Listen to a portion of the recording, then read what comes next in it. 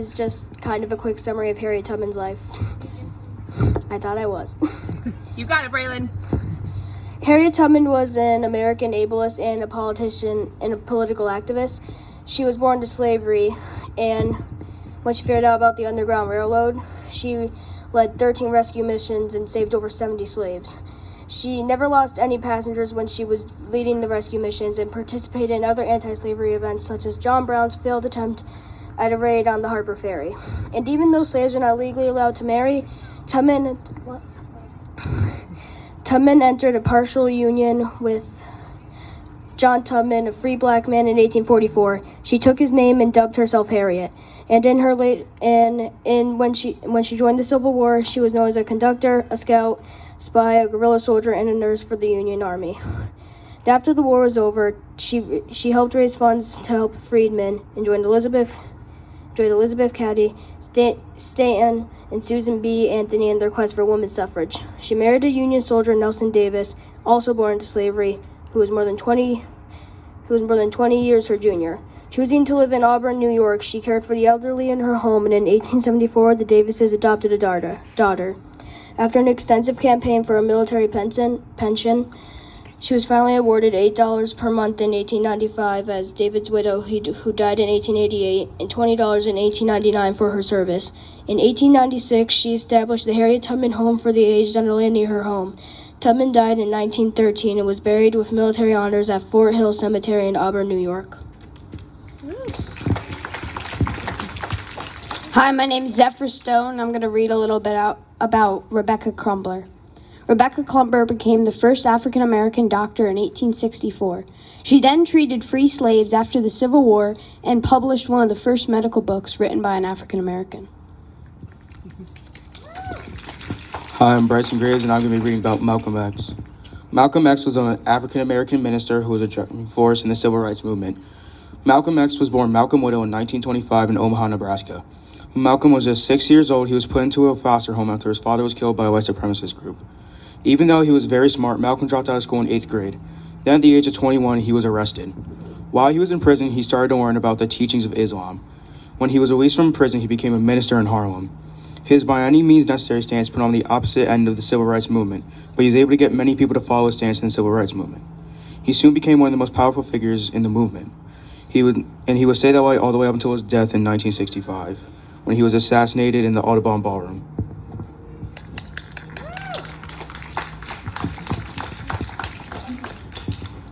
So I'm here to speak about two people from the Roaring Twenties.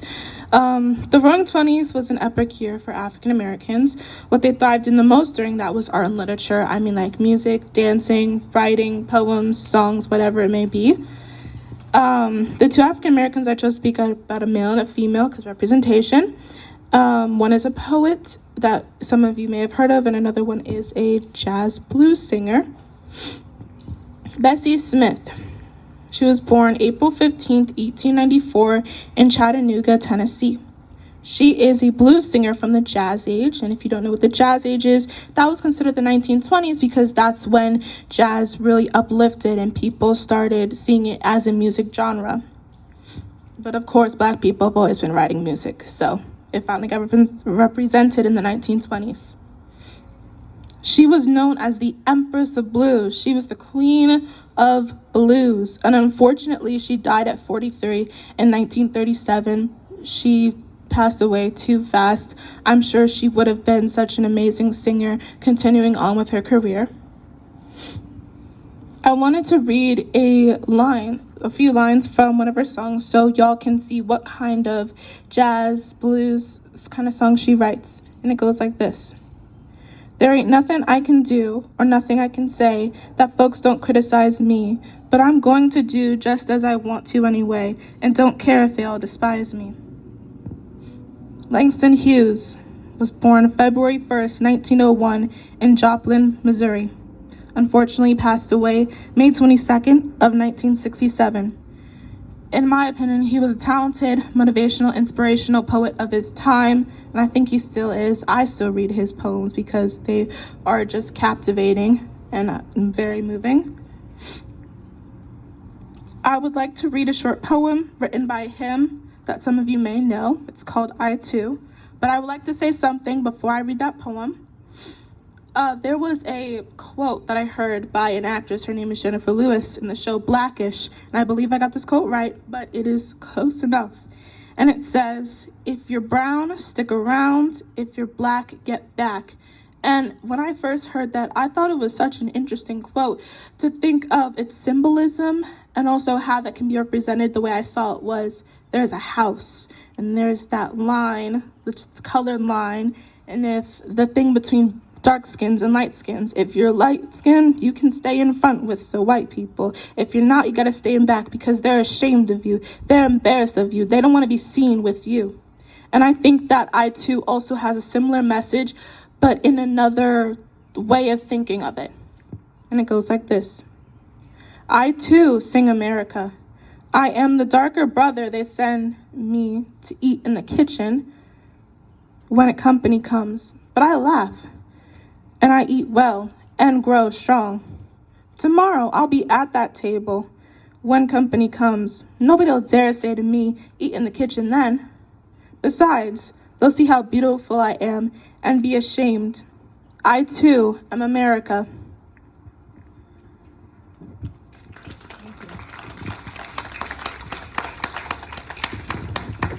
And the second person I'm going to do is Martin Luther King Jr.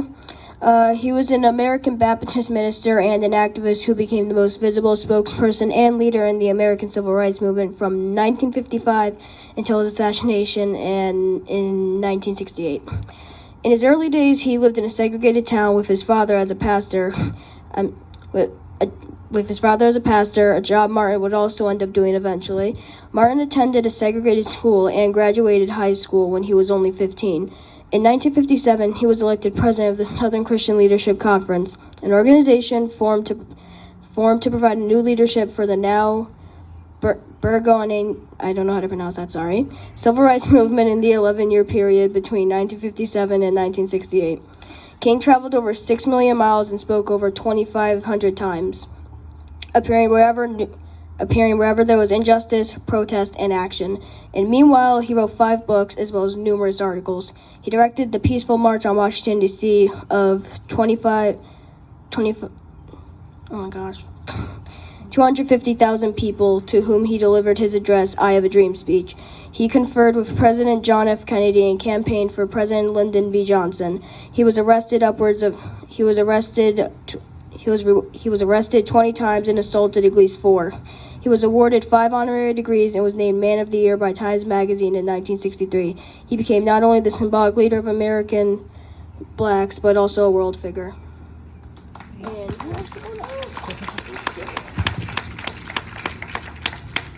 As my second person, I will be talking about John Lewis. John Lewis was a United States representative and was one of the biggest names of the civil rights movement.